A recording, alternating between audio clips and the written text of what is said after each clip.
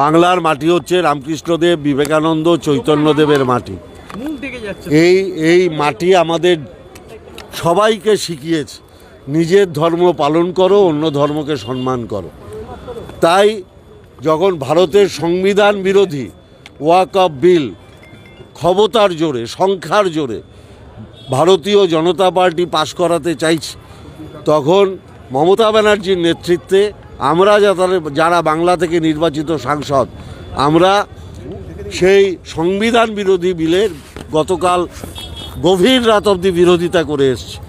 ওরা সংখ্যার জোরে এটা পাশ করিয়ে নিয়ে যেতে পারে, কিন্তু চিরদিন কাহারও সমান নাই যায়, এই সংখ্যা সারা জীবন ওদের কাছে থাকবে না। আর আমরা যেরকম নিজের ধর্ম পালন করি, দেখুন ওটা করেই আজকে সকালবেলা বড় মার কাছে চলে এসেছি, কারণ আমি হিন্দু ছেলে। আমি বড় মায়ের দরবারে, মায়ের কাছে, মা কালীর কাছে চলে এসেছি। অর্থাৎ আমরা আমার ধর্ম, হিন্দু ধর্ম আমি পালন করি, কিন্তু অন্য ধর্মকেও আমরা সম্মান করি। এটাই বিবেকানন্দের কথা ছিল, এটাই রামকৃষ্ণদেবের কথা ছিল, এটাই চৈতন্যদেবের কথা ছিল।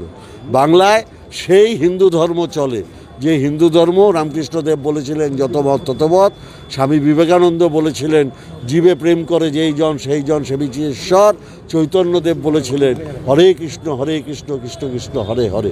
এখানে যোগীর হিন্দুত্ব এখানে চলবে।